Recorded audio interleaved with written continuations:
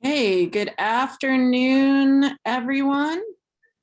The time is now 3:02 p.m. on Wednesday, July 14th. I am calling the regular meeting of the Academic Senate to order. Please allow me to share my screen. So we have our Academic Senate community values, which I always like to pick one out for us at the beginning of each of our meetings, just to think about throughout the meeting. And I think that for today, and it's often one I pick, right, which is the WAIT acronym. So for those of you that aren't familiar with the WAIT acronym, it's a question for yourself, and it's either why am I talking or why aren't I talking? So thinking about how the conversation is going, thinking about if you're dominating a certain topic or not, or haven't contributed, please know that senators are always welcome to speak up. So our Zoom meeting guidelines are here. Just a quick overview of them for those of you that aren't familiar with our norms. Please remain muted throughout the entire meeting. Other than public comment, only senators or guests are allowed to speak. And so whether it's a public comment or any other time, senator or guest, please raise your virtual hand and then unmute yourself when you are called upon to speak.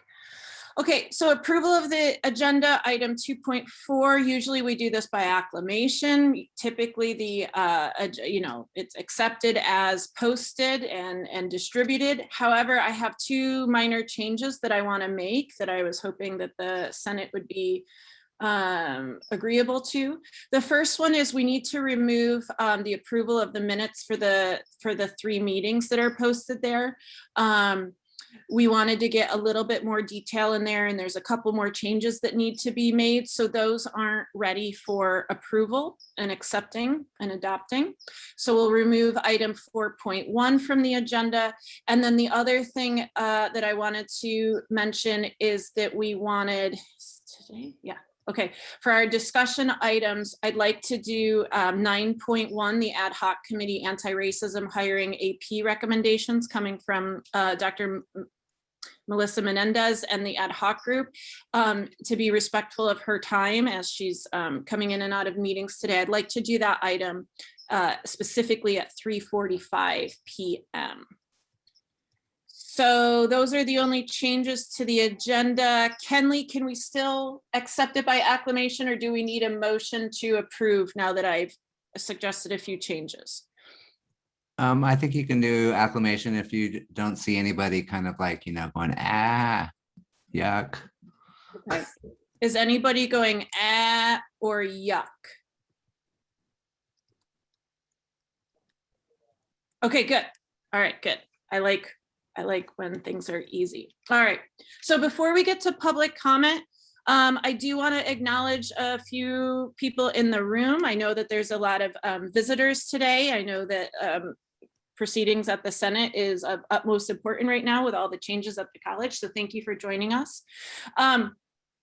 One person of note that is joining us today is Dr. Kathy Scott, of course, our new interim EVP for a brief period there. She was our acting president until this morning when we found out that Dr. Helen Benjamin is rejoining us as president. So Kathy, do you want to give a couple minutes to say hi to everyone? I know you're on a tight schedule.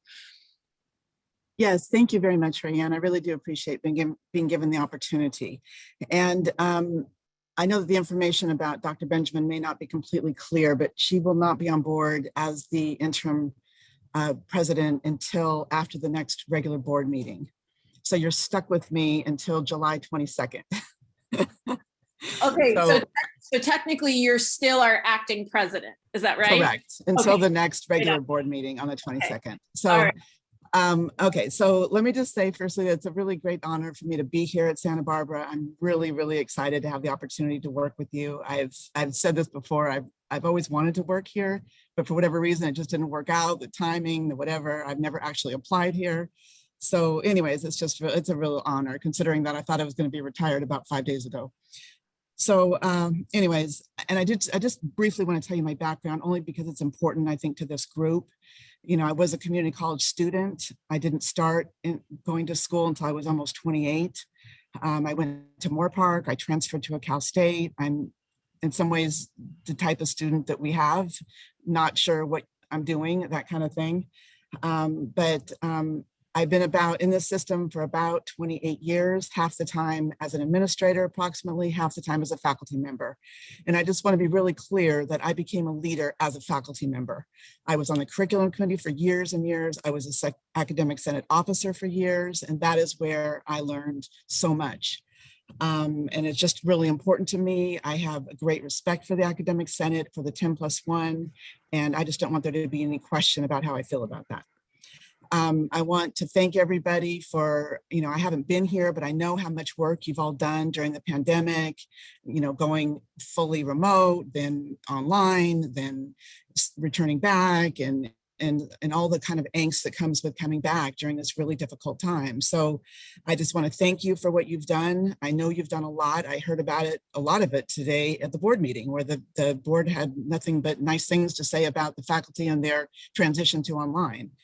So, and anyways, I just want to say that, and I will do my very best to help this college as we return on campus, and to do it as safely and as carefully as we possibly can. Just so you know something about me, I'm very committed to listening, and I'm not just saying that. I am a good listener. I think I'm a people person. I'm a relationships person. I am a collaborator. And one of the things I'm probably most proud of in my entire career is partnering with the Academic Senate at Long Beach to create the cultural curriculum audit, which I think some of you have heard about. They ran about 200 faculty through it, 200 of their own faculty through this intensive 3-day training that went to 2 weeks when I had to go online. But they've brought in all kinds of people from other colleges, including Cal State Long Beach. And we've presented throughout the state to probably 20 other colleges. We presented on one of the chancellor's office webinars. We presented at the Curriculum Institute last summer. So those people are still my partners, and I worked very, very closely with them. And if you ever have any question about me, call some of the people at Long Beach, and they'll tell you how committed I am to the faculty. So that's what I want to say. I just hope that, we're going to have differences of opinion, no question. I mean, not you and me particularly, but just throughout the institution. And, my goal is to be as respectful and collegial as possible. These are important qualities during this difficult time, and I'm committed to that. So I did want to give you, just in terms of an update, we are going to go ahead and really do an all-out effort to incentivize our students to get vaccinated. We agreed in President's Cabinet yesterday that we would give the students a $100 gift card, not to any place in particular, just basically cash. We verified yesterday that we can use HERF money to do that. We will. We are prepared to do that as quickly as we can transition to that. I can't say anything really about the Faculty Association and negotiations, but I want you to know that I'm busy in that effort. And I'm also busy trying to get acclimated to your college as quickly as possible and getting to know people. Rayanne and I are meeting on Thursday. I'm looking forward to that. I've talked to Cornelia a few times. So I'm doing my best. I will make some mistakes just surely because I don't know things. So feel free to tell me if I've messed up, but it's nice to see a few of you on this call that I know, because I was at Ventura for more than 20 years. So I know at least 2 people on this call. And anyways, it's nice to be here. Thank you. And I won't take any more of your time. Thank you, Rayanne. I really appreciate this opportunity. Yeah, thanks for joining us today. I know you probably got to scoot out, but thanks for coming so that we can all put a face to your name. So thanks again. In addition to Dr. Scott being with us, there's a few deans, and then as a tradition that Patricia Stark started, there is media in the room as well. We are, of course, an open meeting, so a lot of people are here. All right, which brings us to item, let's see, 3.1, public comments. So I don't believe anybody I know nobody got a hold of me ahead of time before today's meeting for public comment. Chris, did anybody reach out to you? No? Okay. So at this time, I will call for public comment. If you are from the public and would like to speak to the Senate, you can either do so now or later in the meeting. You'll have a 3-minute time limit. Is there anyone that would like to provide public comment for today's meeting? Please raise your virtual hand in the participants field on your Zoom window.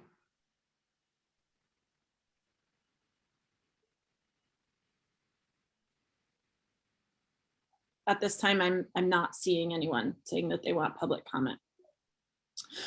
For those of you that are Santa Barbara City College community members, you can actually request public comment later as well. Okay, communications, president's report. Other things that I have to share with you will come out. Kathy, Dr. Scott just gave some of them during her introduction. Some of the report type things I will share during these meetings quite normally. Corolla, can you hear me? I'm gonna mute her. Okay, I muted you, Corolla. I don't think you meant to be on mute. So just a quick couple updates about like regular business, just to get this out of the way. Previously, we said that we were going to hold a special election to replace Michelle Gottwald as a senator. But upon further inspection, the census wasn't done correctly. And we realized that the Health and Human Services Division only has 20 full-time faculty and not 26. So as a matter of fact, that division does not meet the threshold to have a second senator. So as we move forward, what we'll do is not replace Michelle's senator position at this time. And then Dee Dee Hawkins, who is actually the #2 senator, who was elected by plurality. When it comes to her term, we'll convert that to #1, and then we'll update the bylaws appropriately. This is also an information item for you all, but I'll mention it now so that I can just gloss over it later. There are some important distance education Title V changes that are at the Board of Governors. Specifically, the one I thought that was most interesting or of note was a requirement that distance education instructors meet qualifications established by an accrediting agency. So this is happening, of course, like I said, at the state level, the Board of Governors level. So if you want to provide comments on this change or the other change that are detailed, we are now well within the 40-day comment period.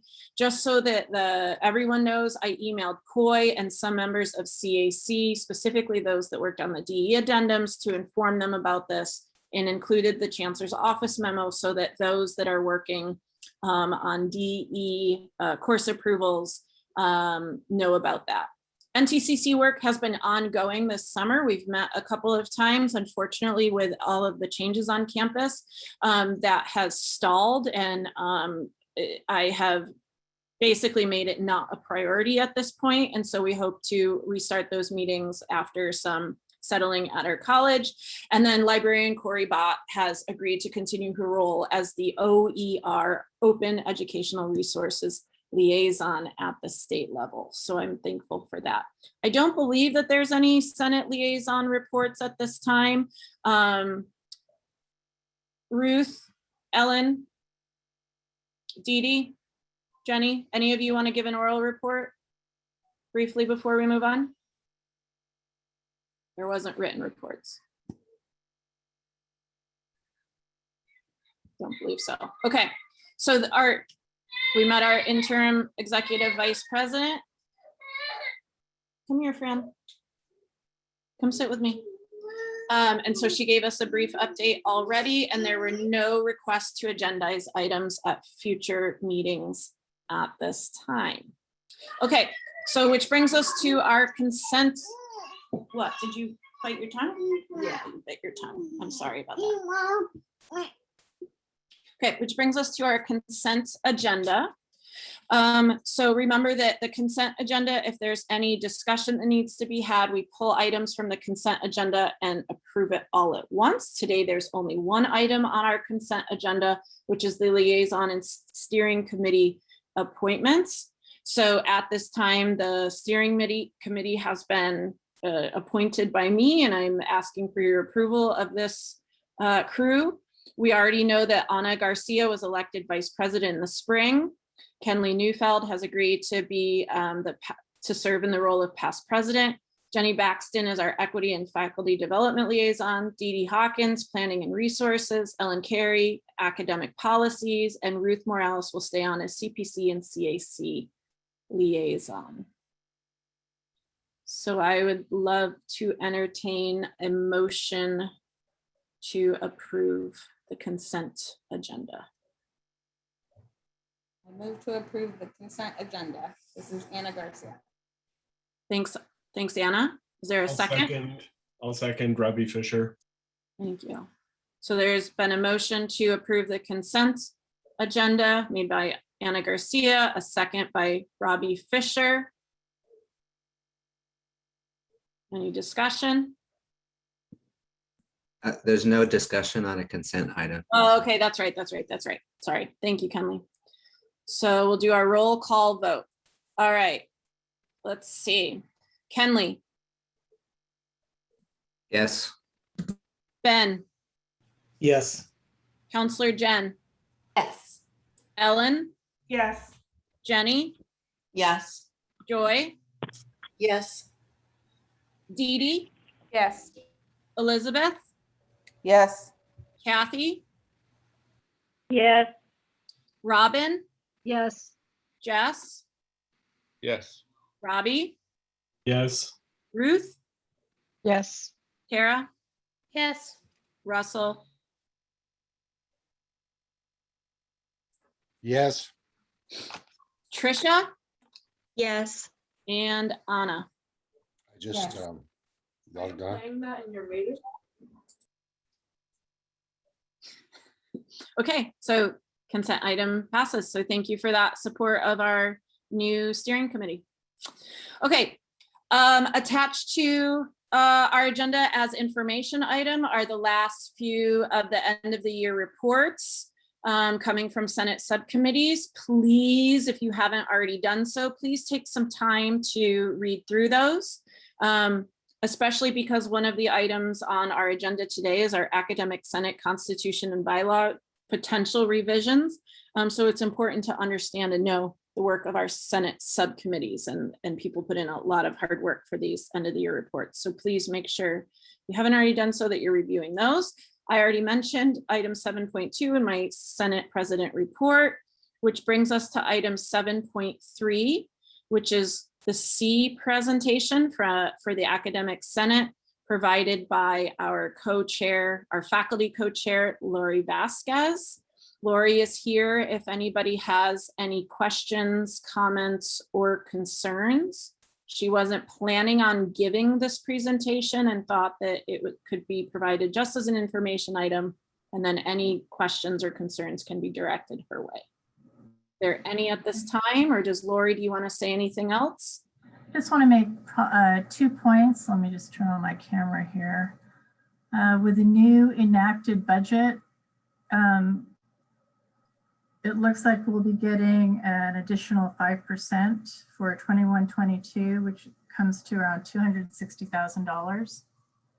And then the C committee is working really hard in making sure that the areas that are funded out of the C money is appropriate to that particular budget. And we've been in discussions in terms of what really should be funded under general fund as opposed to a categorical equity fund. So those are the 2 points I want to make. Thank you. Thank you, Lori. Any questions for Lori while we have her here?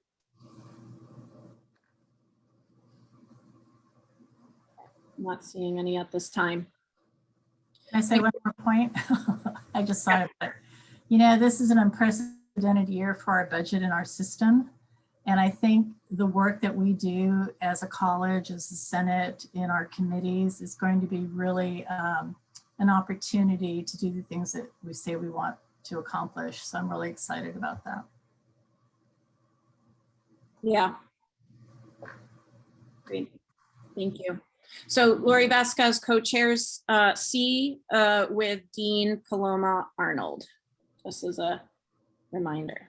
All right, cruising right along. Here we are at action item 8.1.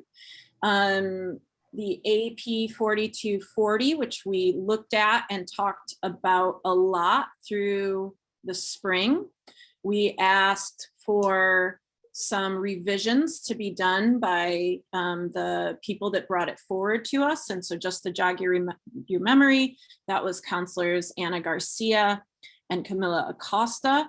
They looked at other colleges, they gave us presentations, they said what we were doing differently than others and presented us with some changes that they'd like to see made, and we bounced them around and you got input from your divisions in the spring. It was on as an action item in the spring towards the end, and we just didn't get to it. So that's why I moved it up in the agenda in hopes that we can approve this so that the Senate endorsements can start going through the shared governance process, which would be me having a meeting with the other chapter leads on this AP, which is Dean Paloma Arnold and Director of Admissions and Rec, Mike Medell, and then potentially, or not potentially, then it moves on to BPAP from there, Board Policies AP, for review and consideration, and then it goes back out to groups. So this item is on as action. We have a motion before we can discuss typically, so it'd be nice to entertain a motion for something, and then a second, and then we can discuss.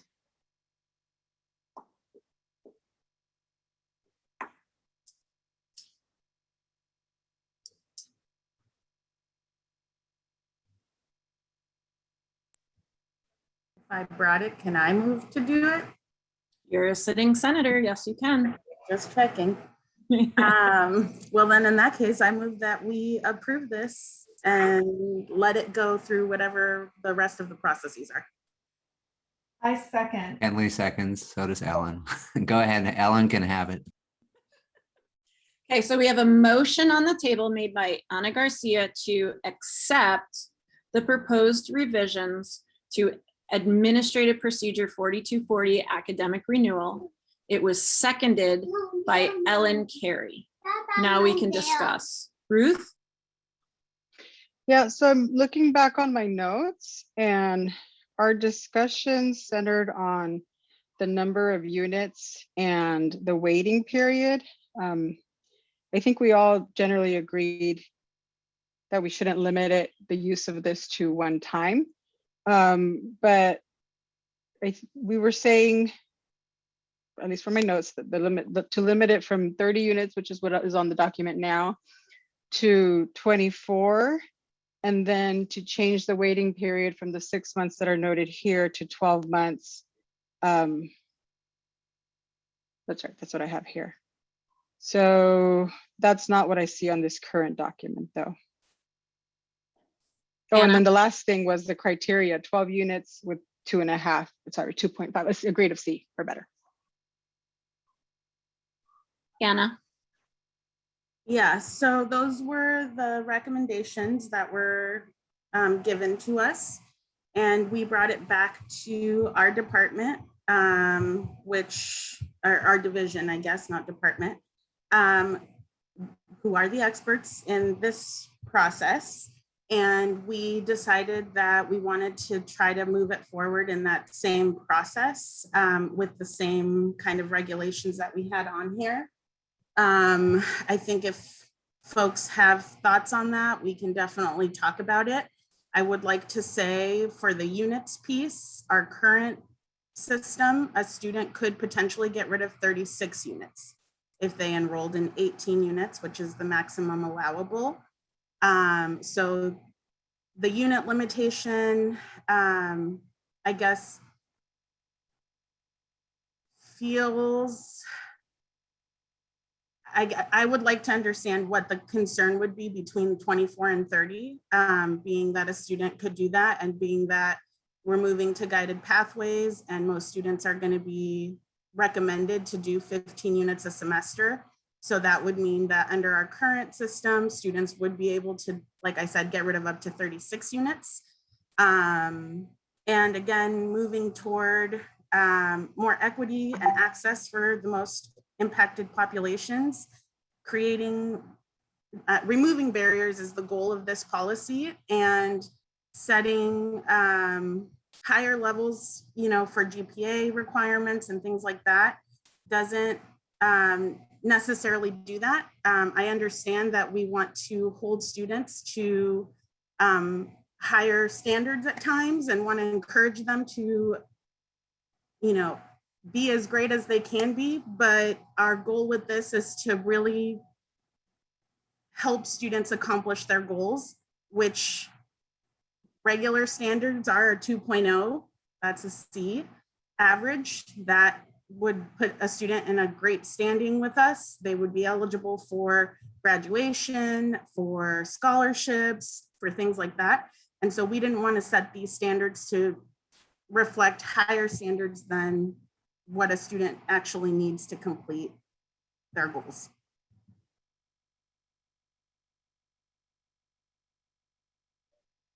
Ellen? Yeah, yes to everything Anna said, and I just want to emphasize how strongly our division as a whole really supports the higher number of units, and that and the other changes in this really from an equity standpoint. Counselor Jen? I apologize if my dogs start barking. They're going a little crazy right now. It is this, the 30 units does make it equitable for our part-time students who at times, we have a lot of students who have outside commitments. They work, whatever else is going on in their lives. So, when we were creating this as with Anna and Camila, we definitely were looking at our part-time students and making sure it was equitable for them as well, and the choice for them to be part-time and not be, not to have it be fair along all the way when they're wanting to do academic renewal. So that's a big key part of that as well.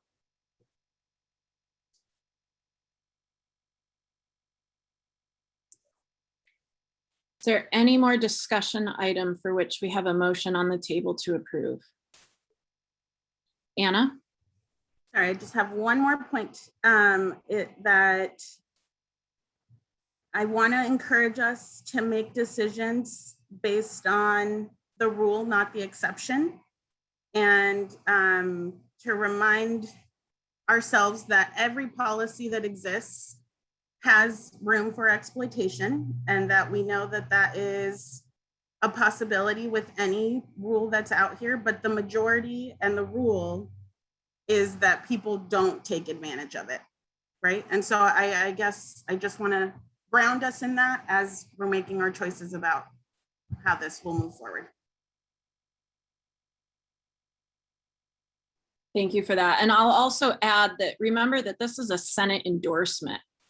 So this is what Senate is endorsing as changes, not the changes that are going to happen. Obviously, we hope that they would happen if we were to endorse them, but all this vote right now can be is what are we approving for me to bring forward for discussion.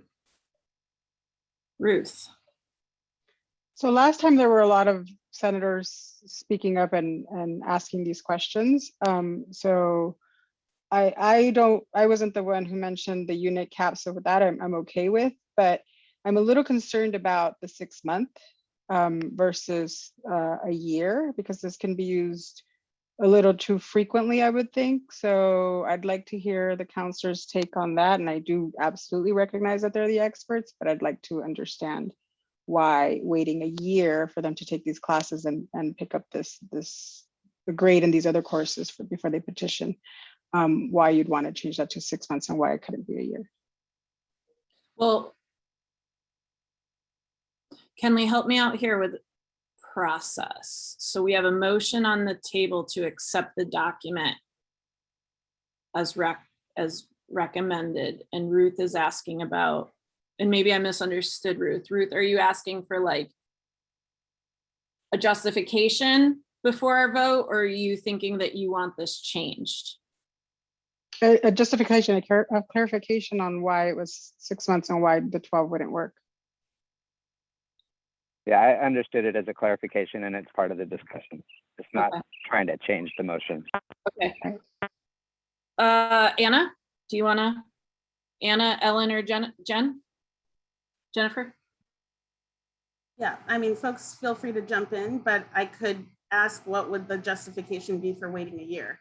I think it's an arbitrary timeline that we're setting. Students sometimes come in and after a semester know that that's not their major, and having to make them wait a year just because we feel like that's best for them seems patronizing. Again, I think, is there possibility that somebody could exploit this? Yes. Is that going to be the reality of it? No, especially because we did add the counseling component on there where they have to have a counselor sign off on the petition. And as the experts in this field, academic renewal is our last resort. So we always talk with students about repeating, about EWs if that's reasonable or relevant, other options. So this is like our last approach. And now that students will have to get a signature from a counselor, it really reduces all of that possibility significantly. Great, that helps. Thank you, Anna.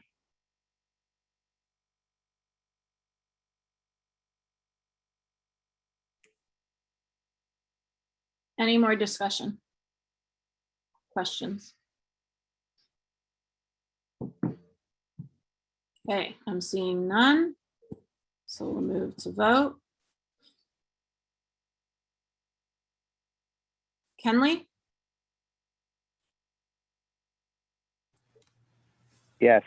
Oh, thank you, Kenley. And just let me remind everyone that you can vote yes. You can vote no if you do not support the motion to pass this, and you can abstain. And abstain is like a non-vote, like you're not even entertaining, okay? Okay, Ben Reyes, Yes. Counselor Jen, Yes. Ellen, Yes. Jenny, Yes. Joy, Yes. Dee Dee, Yes. Elizabeth, Yes. Kathy, Yes. Robin, Yes. Jess, Yes. Robbie, Yes. Ruth, Yes. Tara, Yes. Russell, Yes. Trisha, Yes. and Anna. Yes. Okay. Okay, by unanimous vote, our recommendations have been accepted and recommended. So I will bring these Senate endorsed recommendations to the chapter leads and then ultimately BPAP for agendizing. All right. Kenley, help me out here. I'm a little bit early. I said that I was going to do 9.1 as a timed item. And Dr. Menendez is here. Hi, Melissa. But Melissa's here and ready. So can we do that item now, or is that altering what I established at the beginning? If nobody's opposed to you doing it now, I think it's fine. It's within the framework of it's still on the agenda. So yes. Coolness. Anybody opposed to Dr. Menendez providing her recommendations? Okay, excellent. Let's do that now then, a couple minutes early. Dr. Menendez, take it away for us. Do you want screen sharing rights? Yeah, that would probably be best, and then I can pull these up and Yeah, control that. Thank you. let's make you a co-host. Hi, everybody. Can I interrupt one more second? So Ray, is this a discussion item? I don't have the agenda in front of me. It is, it's item 9.1. It's a discussion item. Okay, so just be mindful of when you're going to request any public comment from the inside, from anybody within the Oh, organization. yeah. Right? Right on. Is there anybody that would like to provide public comment before we start this item? Okay, Kenley would. Wait, no, Kenley's hand is up. No, Is your- I pushed the wrong button on my phone. Oh. You can lower my hand for me, please. Thank you. Sorry. No problem. I was like, oh, that's why he reminded me about that. Okay, any public comment on this item before we start? I'm seeing none. Okay. Melissa, you should be able to screen share at this point. Is that true? Can you give it a try? Yeah. You can see my 50 tabs I have open. Hi, everybody. Yeah. Hi, everybody. So I think it was in April, we had our first presentation. And so I tried to kind of clarify the documents you'd already originally saw and sort of what the one document with our rationale and our general recommendations. And since the April 28th meeting, the ad hoc committee has done more work. And so that newer work, I put it in a red bold font so you could sort of distinguish it. And then the other document is kind of addressing the charge that you gave the committee, which was to go through AP 7120 and to put the language in terms of language recommendations based on our recommendations related to AP 7120. So I kind of wanted to start first with the rationale document. So if you are pulling it up on your own, that one is the Ad Hoc Committee for Faculty Hiring Recommendations, because that's our rationale. And there we kind of explain in general, why we are making these recommendations. So at the beginning, at the April 28th meeting, we were asked to kind of better clarify our term of diversity. And so we did that on the page 1 and 2 of the document. And so basically we are acknowledging diversity in terms of representation of varied identities and differences, ability, learning differences and styles, neurodiversity, gender, sexual orientation, gender identity, age, socioeconomic status, caste, national origin, tribal affiliation, race, ethnicity, and communication styles. And so again, our research that we did basically proves that with a more diverse faculty, we have a better opportunity to meet student success and to improve student success, in particularly for our disproportionately impacted student populations. So again, that's sort of the reason why we were doing this work. And so we of course see this as aligning with our student equity plan, our vision for student success goal alignment plan. And then we also wanted to look at the Student Equity Committee's work and honor that a little bit, and part of the definition that they provide in terms of equity, because that too seemed to align with how we were using the term. And so that quote there, and they came to Senate on May 5th, equity is achieved by transforming existing norms through strategic, data-informed, and often unequal distribution of resources to students who have been impacted by systematic marginalization and institutionalized racism. So that again, part of this work that we put together is really to kind of acknowledge that, we want to achieve equity, and in doing this, we need to be intentional about changing and modifying our hiring practices so that we can therefore give more credibility and more weight to diversity and contributions to racial ethnic equity as we do the criteria that we often use to rank, right? Which is the qualifications and the experience and the expertise, the academic portion of the person, of the faculty member. So our section 1 was what we brought last time to Senate. And now those were our recommended changes to AP 7120. We kept them because you all didn't have any feedback or changes related to that. So we took that language and then we just worked it into AP 7120 where it was appropriate. However, we added 2 new sections to the document. Part of this arose out of our conversations as we were working through the AP more closely and putting that language in.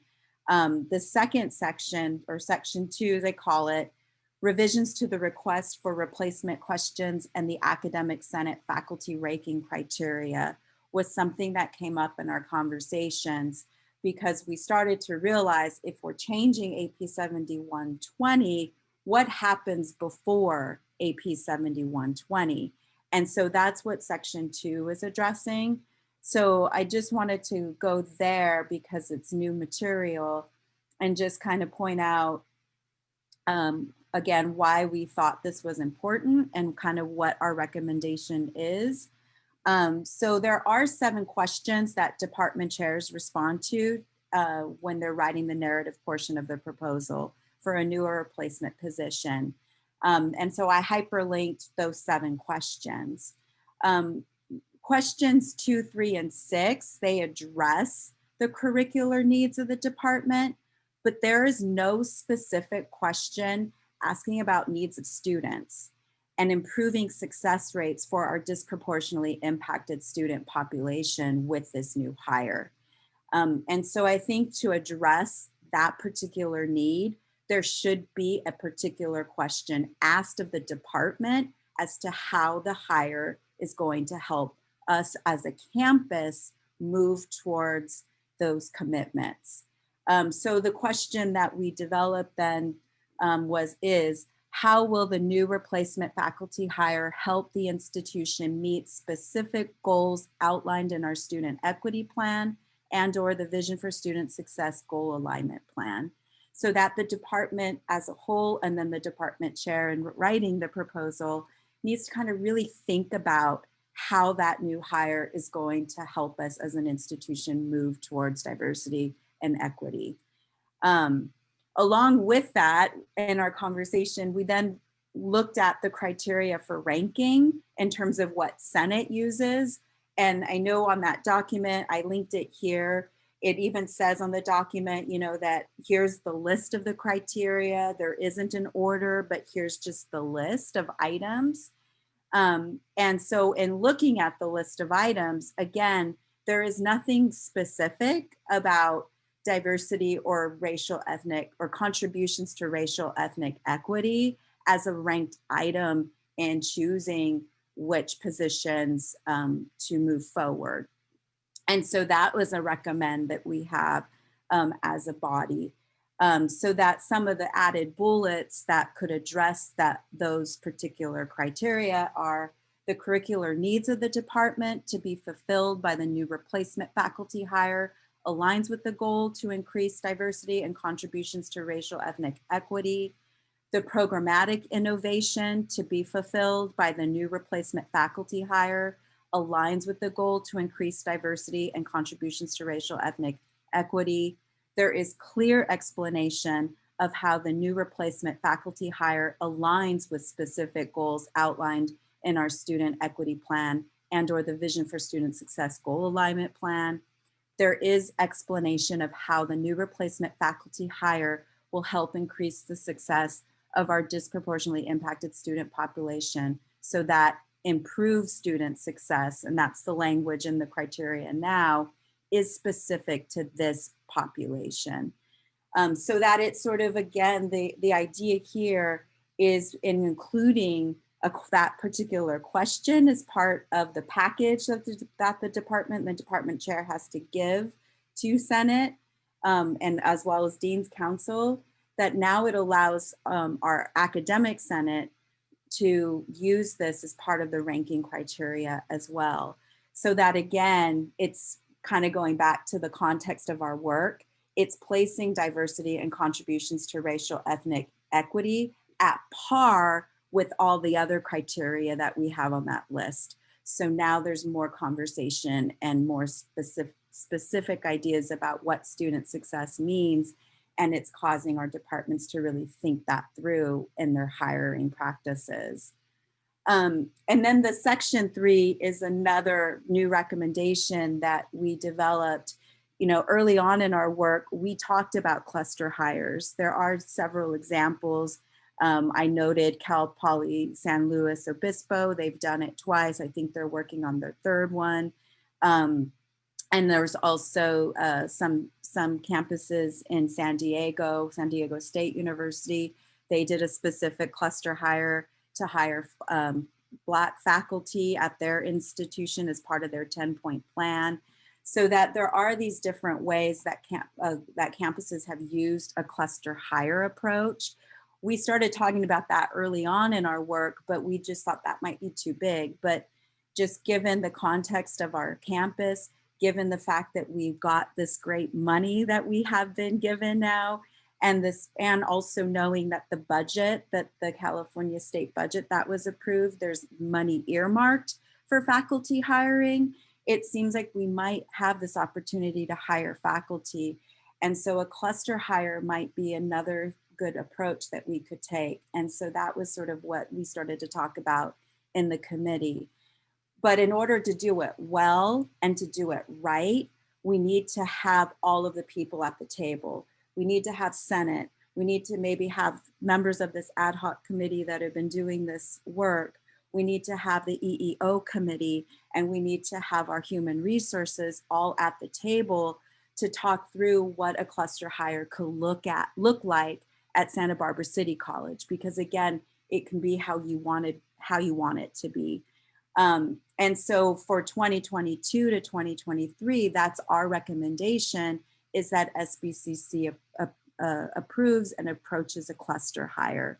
In general, what a cluster hire is that you hire a certain amount of faculty. Again, this is the stuff that gets determined. That's why we kind of left this vague, because it would just be determined by our campus and by all of these folks that need to come together to talk it through.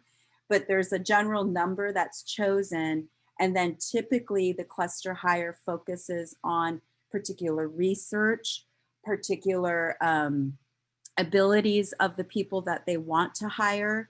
And so how San Luis Obispo has done it is that instead of the committee work that we usually do as faculty members, those that are hired in the cluster hire, their committee work is to do equity work on campus, so that it becomes their contribution to the campus community. And so that's one approach to how it's done. And so then you have a cluster in the fact that it's different disciplines hiring, so that they become a cohort, they become a community.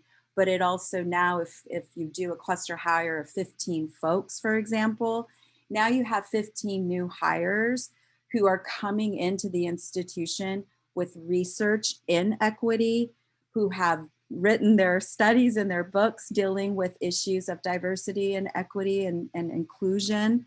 And so they're coming to our campus with that knowledge. So in effect, they train us and they help us grow as a campus community. And so that's typically why the campus or the cluster hiring is effective. So I know at Cal Poly San Luis Obispo, I participated in NCORE this year. They did a presentation on their approach.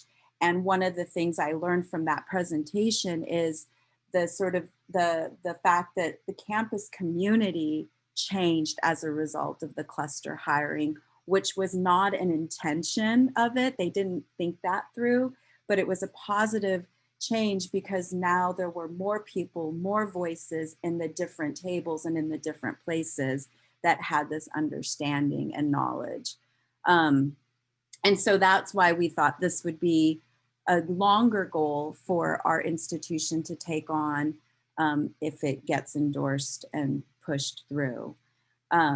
So that's all of the recommends. And then I don't think I need to go through the language document because you can see all of the language. I just highlighted it in red and basically copied what we had in our original document that we presented to Senate in April. And we just went through and copied and pasted it and placed it into AP 7120 so that you can see where it rests in the document.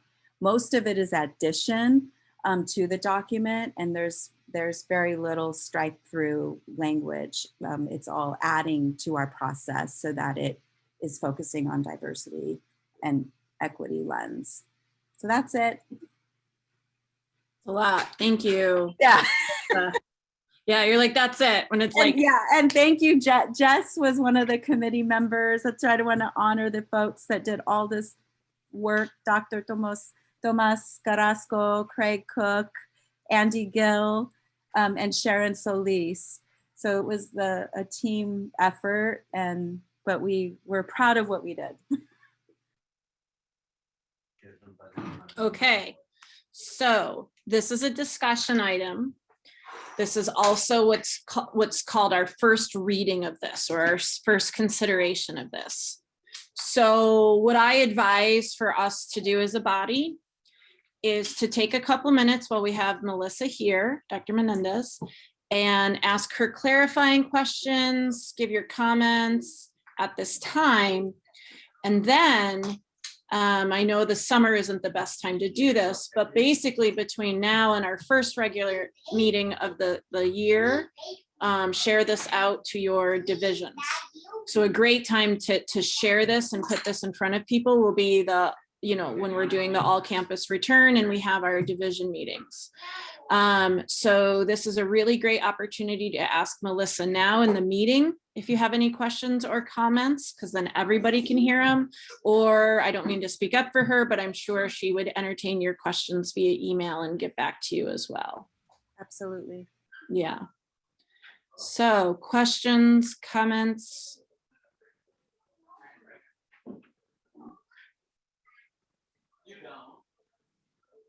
I'm sure you all need to digest that. So I suspect that's, yeah. Jenny. Okay, hi, sorry, I'm temporarily on my phone. One question that came up, Melissa, from our division is with respect to the idea of a possible mentorship program that was listed. I don't know if you have any more detailed information about that, and I did look at the link to LACCD that you provided. I think a question or a concern that came from one of our faculty members was about just how much like mentoring we might do or be doing of our own adjunct faculty with respect to like trainings and the mentorship that might help them lift into these positions or give them more of the background in anti-racism work that can help them with hiring on our campus. I'm trying to think of where there is the mention of mentoring. Is it in the cluster hire? Because I don't remember that being something we were recommending because AP 7120 is about faculty hiring, not what happens after they're hired. No, I think it was in, and I'm on my phone, so I don't have the document now. Section 2. I have it. Section 2, it's after the mention of a listserv, I think. Yeah, so oops, I opened it. This one. Okay, sorry. I'm sorry. No, you're right. Yeah. So basically what that is, and that's a possibility. The mentorship program that is established at Los Angeles Community College District, it's not a mentorship for faculty or people who are already faculty members. It's actually a mentorship program for people who are in the industry, who are professionals that might consider going into teaching. so that it's really more building a mentorship for probably disciplines where it might be more difficult to find faculty, or so again, we can pull in a more diverse pool of applicants who are not just academics, but have been out in the field, have worked in the field, and then they're coming now into education. So it's not a mentorship for an adjunct or somebody who's already teaching. That makes sense, especially if you're talking about coming from the field. Yeah. I think the thrust of this person's comment was really about also wanting to foster, abilities to recruit also from our own adjuncts who may feel shut out of things like trainings that aren't compensated financially or take time and feel like they can't really do enough of the work to meet the expectations of hopefully getting hired full-time. Mm-hmm. But there might be possibilities for that down the road, especially with our diverse adjuncts. Mm-hmm. And the link for this LA program is in Melissa's document as well. So everybody can check that out. This match program. Yeah. Yeah. Anna? I just wanted to express gratitude for all of the work y'all have put in. I know you did a lot of research and comparison and finding different models and providing us all of that. Definitely lots to digest, but overall sounds awesome. And I love the idea of just thinking about our interview processes differently and trying to make them accessible to people who may not have access to, traditional mentorship that's going to walk folks through the typical systems that we're used to, right? And I think a lot about my experience coming from a low-income immigrant background and how I happened to end up at a school where I happened to connect with a person who mentored me through that process. But had I not had that, I don't know where I would be. So I like the idea of creating opportunity for people, and with the cluster point, having a community be coming in together with similar interests in hopes that will help create community and retention, because we know that's the other piece of this, right? Yeah. We oftentimes don't have as hard of a time maybe getting people to apply, but it's getting them hired, and then once they're hired, getting them to stay in toxic and harmful environments. So I just wanted to name that all, and thank you all for bringing that to us, and looking forward to synthesizing all the information and supporting as it goes forward. Yeah, just to follow up on that point of the cluster hire and the research we learned and did in relation to that, that was another benefit or positive that the institutions who have used the cluster hire approach have seen statistically, so that they looked at their numbers in terms of faculty, mostly faculty of color who were once hired. They often left an institution for various reasons, whereas they're now showing that this is helping with retention rates because there is a better, stronger sense of community and not being the outlier coming onto a campus. So that is a potential benefit that could happen from cluster hires. And to help with digesting the material, I just want to point out that we gave Melissa and the committee this editable administrative procedure. And so she went through and highlighted some of the things, like some suggested, procedure language for us. So that might be a really good place for those of you that want it really straightforward, what are we saying here, and not necessarily the background and theory. So that's there for you as well. So thank you so much for both of those documents, Melissa. Kenley? Thank you. Thank you again, Melissa, for wonderful work from your group and for your presentation. It's fantastic. One of our perennial issues that I don't see it really addressed here, and maybe I'm incorrect, is around part-time hires. If you look at the AP, it's got one sentence. It's on page 8. And all it says is selection of candidates for part-time positions shall be made by each department chair in accordance with non-discriminatory procedures. That's it.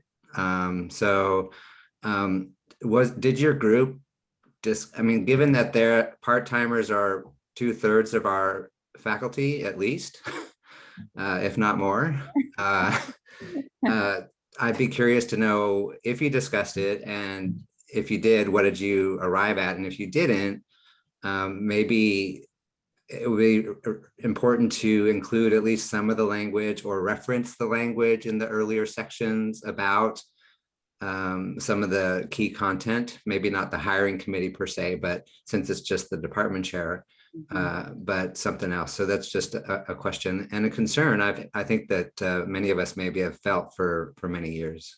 So thank you, Melissa. Yeah, I think, and maybe correct me if I'm wrong, Ray, but I was under the impression that our charge was just to talk about full-time faculty hires. So Yeah, I can explain that. Okay. I was going to say, oh no, I missed my homework. No, part of the reason for that is because, well, there's a number of reasons. One of them being that thinking about longevity, right? Full-time hires are extremely impactful in that way. But you're right, Kenley, in terms of sheer numbers, the part-time faculty are certainly are there, and oftentimes is what truly gives the diversity to our campus and especially faculty population.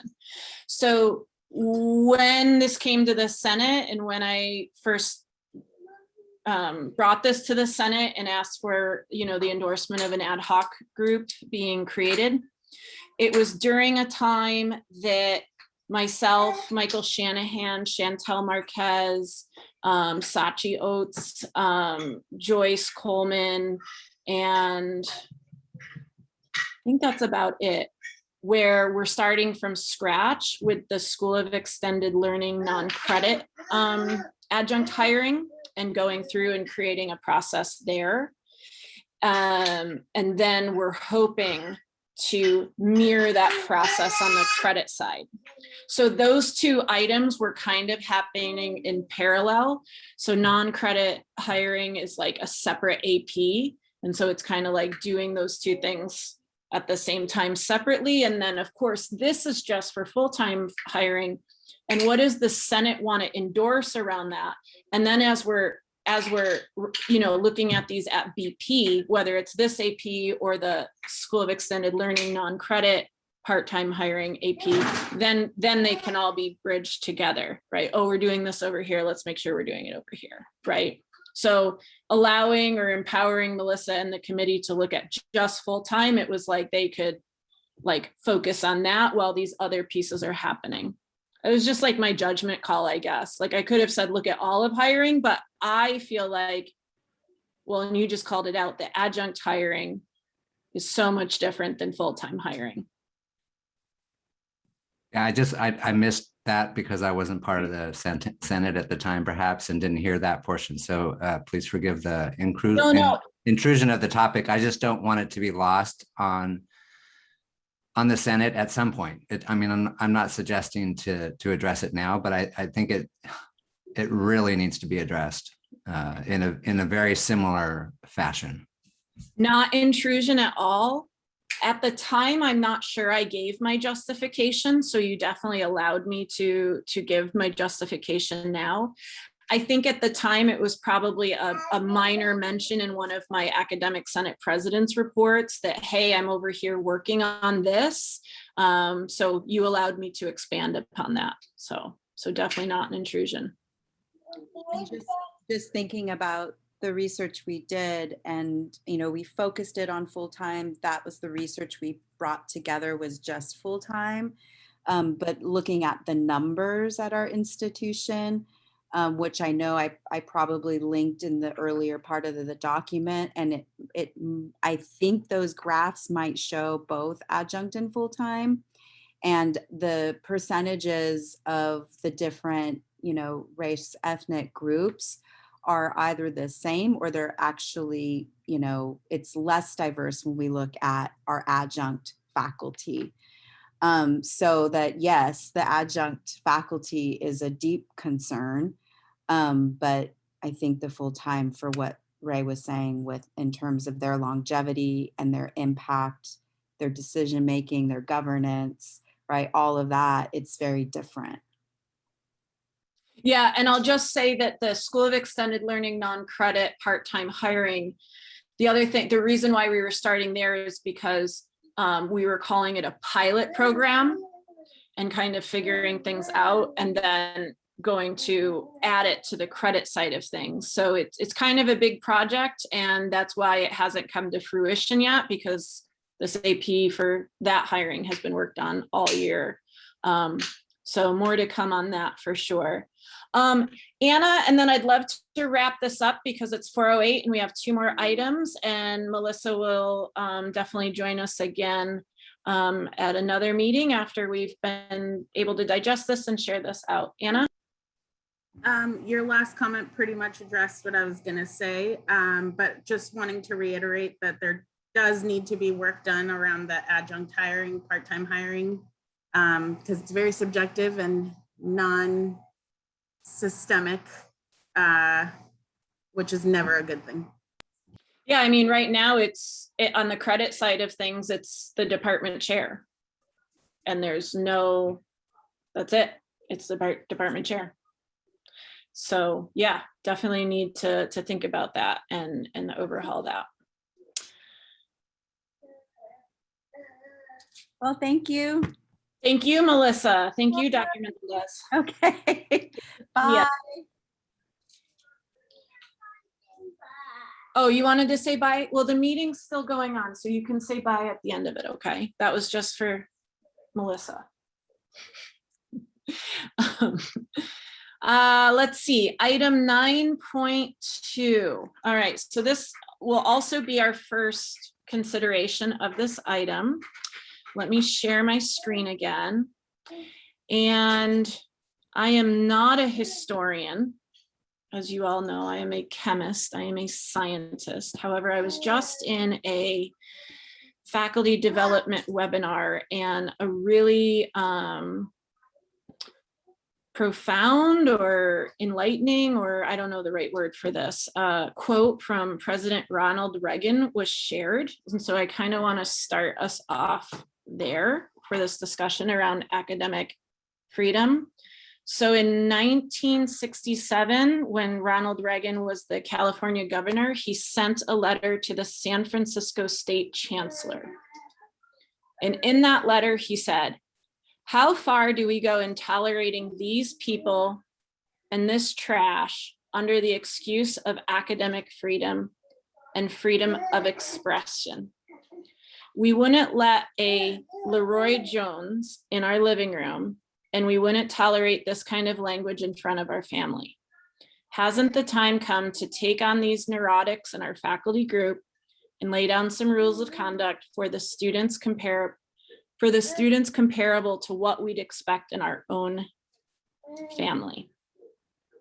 And then he later goes on to say in a 1967 speech that the state should not subsidize intellectual curiosity. And for those of you that aren't familiar with who Leroy Jones is, he changed his name to Amari Baraka, and he was a famous Afrocentrist poet laureate. So I wanted to start us there by saying that academic freedom, I would argue, is something that is constantly under attack. And I don't mean to use like inflammatory language, but I think that it is in a lot of ways. Especially right now, there's a lot of dialogue across the country, and there is an attack on critical race theory. And oftentimes the attack on critical race theory isn't actually on critical race theory, because the people trying to legislate against it don't actually know what critical race theory is. So they are making up their own definitions and then legislating against that. And also because I feel strongly that while academic freedom is one of the main tenets of the academy that is under attack, I also feel strongly that it's been misappropriated. I think because academic freedom may to some be a nebulous concept, it is used in ways that is not factual or in ways that aren't helpful.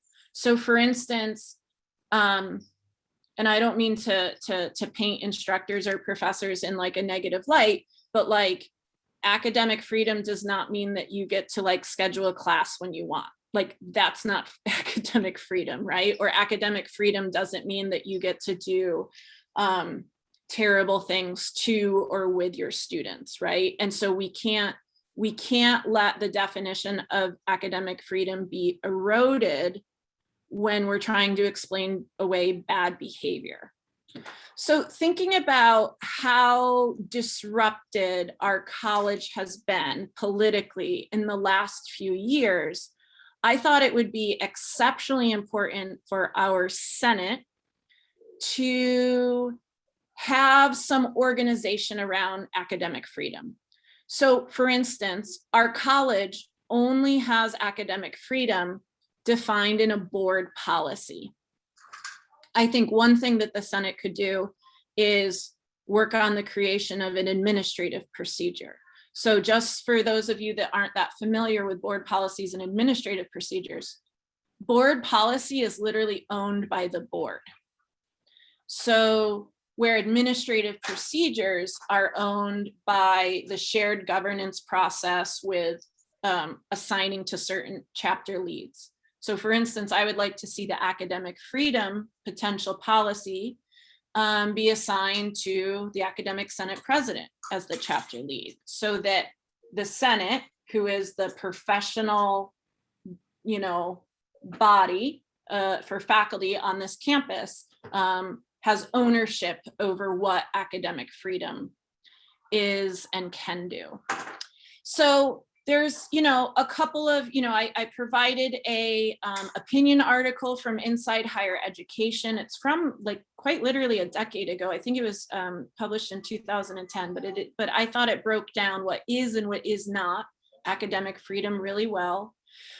Portland State University, they have a local chapter of the AAUP, the American Association of University Professors. So when critical race theory started to be attacked with dangerous rhetoric by politicians, they endorsed the statement. That's something that we can do. There's an academic freedom and equity PowerPoint that's from the fall 2020 fall plenary of the State Academic Senate, as well as an academic freedom paper published by the State Academic Senate, all there for you to review. And I hope that you digested some of that before today's meeting. So I gave my specific recommendations, or what I'd like to see the Senate do, which is at least create a statement on academic freedom in addition to our board policy that delineates the specific issues and parameters of academic freedom for our faculty. That we also, once we have that statement developed, that we develop professional development and the principles and tenets of academic freedom, including when we onboard new faculty. And then develop a norm to record specifics around dissenting opinions, especially at Senate meetings. I would really like to see a new norm at our academic Senate be a minority report. And each time that one or more has a dissenting opinion or votes no on an item, or even an abstention, whatever you guys think is a good idea, that we create a minority report so that it be included in our records and minutes and accepted at the next Senate meeting. And I'd like to explain why I feel that one is particularly important. I think it is important that we record dissenting opinions outside of our minutes. Our minutes can be somewhat brief and not always capture nuances of different opinions and votes. And so when we have a motion, it's recorded verbatim, and when we have votes, it says who voted what, where, when, and why. And then not a lot of the discussion is captured, or maybe just like really big bullet points. So allowing this minority report to become part of our Senate norms, I think is a really good idea. I think that, you know, as a quote left coast community college, we may be accused of having certain political leanings, and that you know, we may be accused of having not the majority opinion at the college, or something. I don't know. I just think that nothing but good things can come from allowing those that dissent to put into the formal record, using their own words, their decision to go against one thing or another. So this is just a discussion item. It's 4:18. This is not anything that needs to be acted upon today. I just wanted to present it to the Senate body and say, this is what I was thinking about. The other thing I want to mention is I feel strongly that if we get academic freedom banged out here amongst us, and this is the proper venue to do that, that when controversy arises, and it already has, and it will again, we will not be in a reactive mode. We will be in a mode where we can say, okay, you know, previously we worked on this, previously we thought about this, and here was our thought, so that when there is controversy or disruptions, we can handle them much more quickly and uniformly, and so that we don't catch ourselves on our heels, as my old soccer coach used to say. So I'd like to open the Senate for discussion.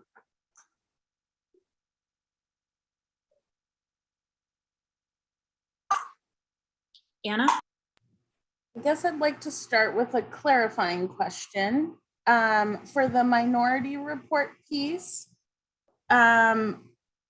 who would be writing that? The people who voted no, if they wanted to. Okay.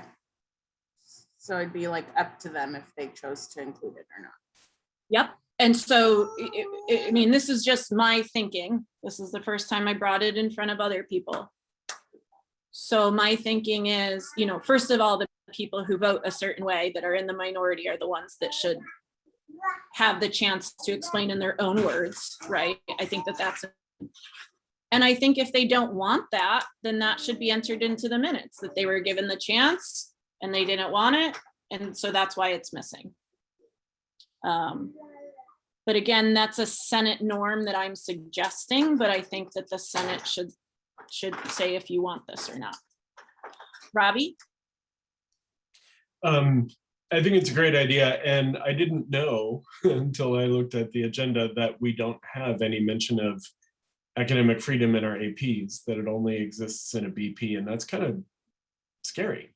So I think it's a great idea, and I love the idea of a minority report, that it could be a searchable thing, so that like your dissent, just like in court cases, the minority report can plant the seed for some change later on if people want to refer to it. Look, people have been dissenting this for 25 years. And I think the AAUP is sort of the national, or maybe one of the, maybe does anybody know of other national sort of universally referred to opinion of what is academic freedom? And no? I think they're the only ones. I think each college campus defines their own idea of academic freedom. But yeah, I mean, they were the organization that like defined it in like 1910 and then again in 1943, and then there's been all these updates since. Yeah. Yeah, they I forget what the word is. They seem like the arbiter of that. And I think that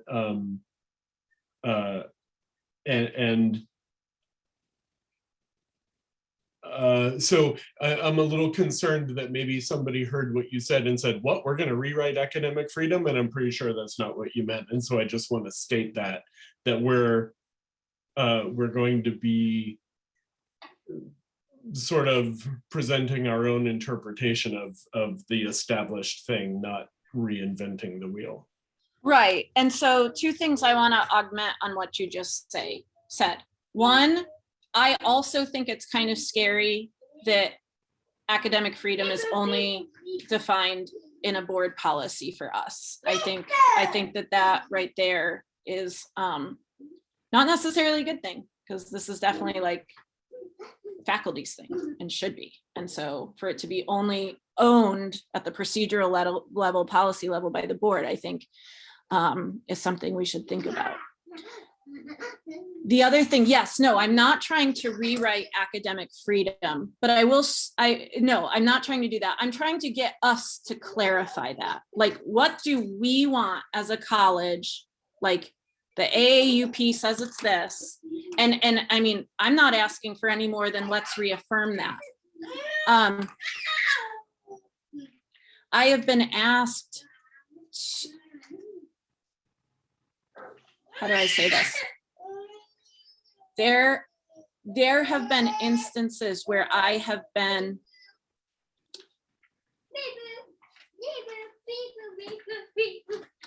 let's just say I think that this is an important thing to do, because I feel strongly that academic freedom has been misappropriated on campus.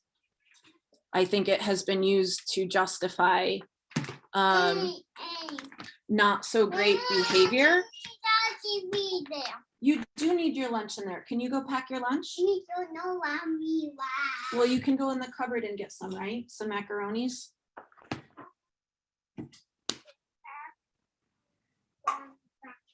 Because Franny is in the meeting and asked me.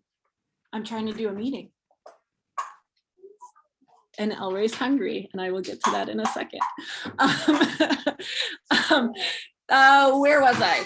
Oh, that it's been used to justify bad behavior, like where an instructor literally berates students, and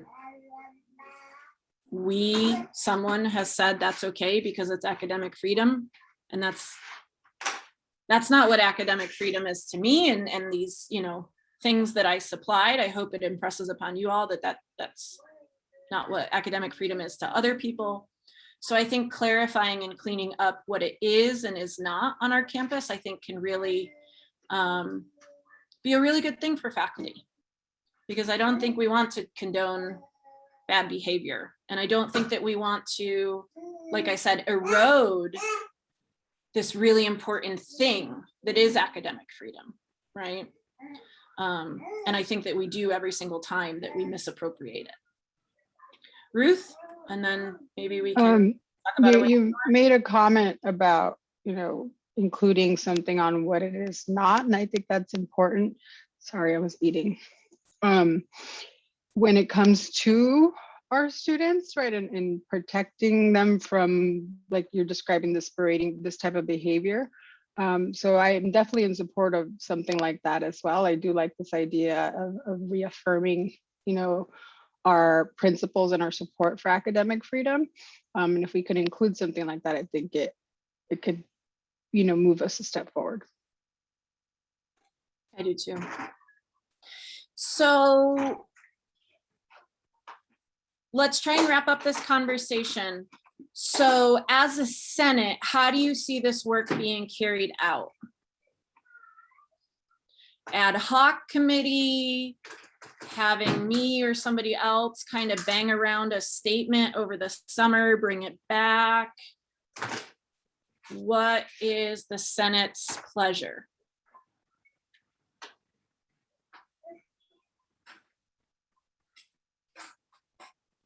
Staring at each other awkwardly for the last 4 minutes of our meeting. Robin. Just personally, because academic freedom is an issue that affects and involves every single person who steps in a classroom on campus, I would like to see an ad hoc committee. I know that's more complicated, but I think it also puts more voices into the mix and hopefully produces a richer result. Okay. Just as a temperature reading, others feel similarly. Anna gave a thumbs up. Okay, right on. Coolness. All right, so I'll put a call out. Maybe over the summer, but I think it would be more fruitful towards the fall to form the committee then and get started on this. All right.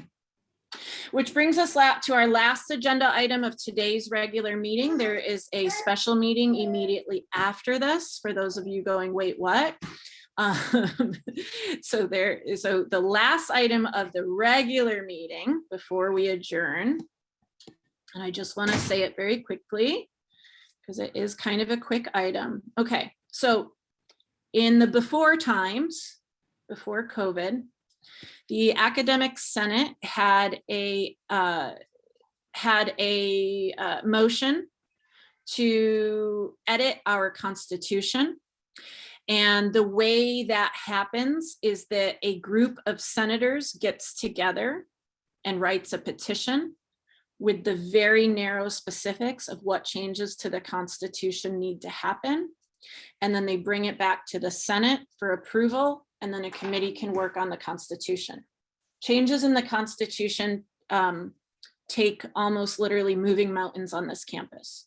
You need to have a majority vote of full-time faculty members for something. You need to have a majority agree and vote to get things passed. Previously, when constitutional changes came forward, they died, not that there wasn't support for them, but because not enough people voted. So if we want constitutional changes, and by the way, there are several parts of our Constitution that are out of date and will be out of date very soon. For instance, for those of you that don't know, we're going to be moving away from a single EVP to 2 VP positions. So for instance, we have the membership of the EVP on our Senate. And so as soon as that model changes, that will be a moot point in our Constitution. And there's many other things that needed to be changed as well. I'd like to see a more formal definition of the FA on our Senate. I would like to see not an FA liaison, but an FA member on the Senate that is not already a senator. So those were some of the changes that were previously suggested. So the committee, the small committee, the group of senators that will work on the petition can say what we want and what we don't want for this time around. But what I need is 5 senators to either crib our previous petition so that we can approve it in the fall for changes of our Constitution, or come up with something new, or somewhere in between. So I'd like to just get some names of people interested that would like to work on the petition so that we can bring it back to vote on it so that we can actually do the changes. Does anybody else feel that wall of bureaucracy falling on them? Because I do. Okay, so 5 people that are willing to work on a document, and we can do it all asynchronous even. Trisha, did you unmute yourself because you're willing?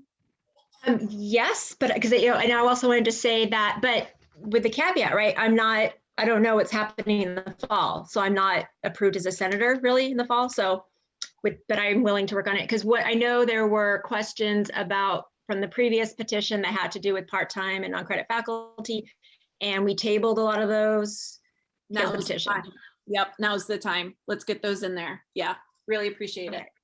And Trisha, whether you run for senator in the fall or somebody else does, you would just be participating in this, and then your name would be on the petition to the Senate. So all of that is good. Okay, great. In Yeah, so terms yeah, of you can add process. me. Yep. Anna, hand up for question or hand up for volunteering? Because I'm a glutton for punishment. Sign me up. Okay, I got 2. I'll do Robin, it. This is Robbie. okay, Robin, Robbie. Jess, I see you staring at the wall. Nice. Won't make eye contact with me. Tara, you're a yes? Nice. Right, I'm a yes. Ben. Ben's a yes. Yeah. See, Jess? You have a way of convincing me to do things. I have to not look at you. I think he just called me a bully. Okay, the time is now 4:32 p.m. And that concludes our regular meeting of the Academic Senate. Oh, a move to adjourn. Oh, a move to adjourn. Really? We have to adjourn even though it's like time? Okay, whatever. Move to adjourn. I move to adjourn. Okay. I move to adjourn Oh, and then I Ellen second seconded. Okay. All in favor, say aye, but don't go Aye. anywhere. Aye. Okay. Uh, Don't go anywhere. Don't go Aye. anywhere. Hi.